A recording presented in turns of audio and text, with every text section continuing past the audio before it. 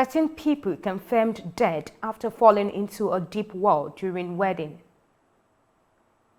NOA partners ICPC to develop national ethics and integrity policy. Former President Armando Guebuza gives evidence in a huge corruption trial. Details coming up shortly.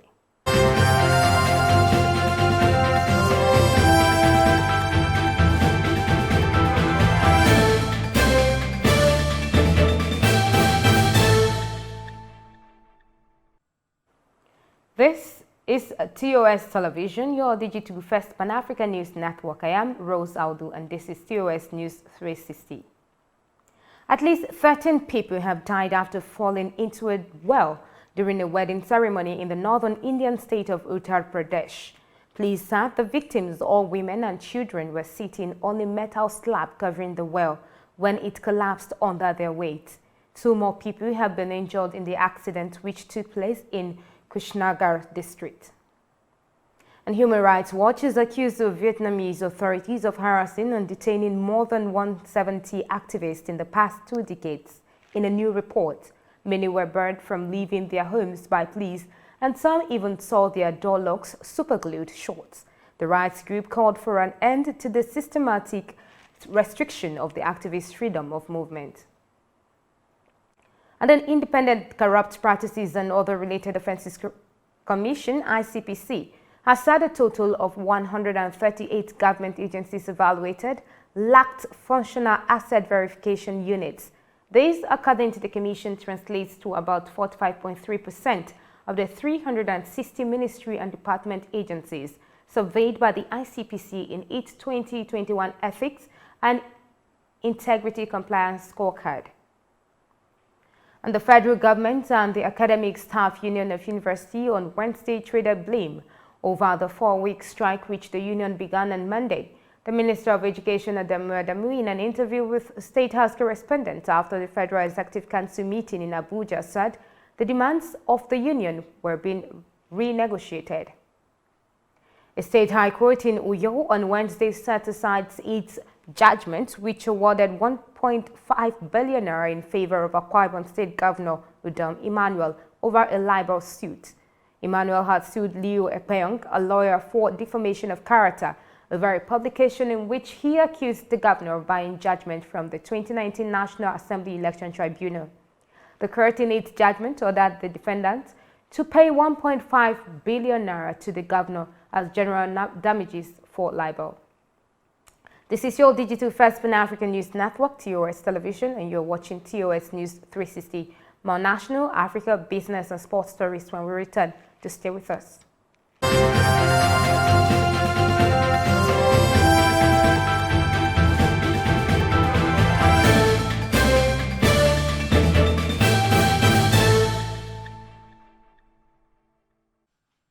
Welcome back. The National Orientation Agency, NOA, in partnership with the Independent Corrupt Practices and Other Related Offences Commission, ICPC, are developing a national integrity policy aimed at not only boosting the nation's international outlook, but also to imbibe the core values of integrity and trust among citizens. The Director General of the agency, Garba Bari, disclosed this during a patriotism orientation program, which held in Abuja and tagged Fall in Love with Nigeria, with the theme, My Role in Making a Nigeria of My Dream. The DG, during his address, lamented that Nigeria is gradually becoming one of the most disrespected nations in the world due to citizens' attitude to one another. Our country is actually passing through very difficult moments. We are all stakeholders in security and peace building, and we must all take action in supporting government's efforts in sustaining peace and security in the country. Our forefathers worked together to achieve independence for us, irrespective of their ethnic affiliations. We cannot afford to fritter away the dividends of the labors of our heroes past because of our newfound tendency for sectionalism and the parochial interests. We must note that while we used to be the most respected African nation for obvious reasons, we have gradually become one of the most vilified, one one of the most scrutinized and disrespected nations on earth, largely because of our own poor attitudes to ourselves and others. We need, therefore, for a national salary discovery.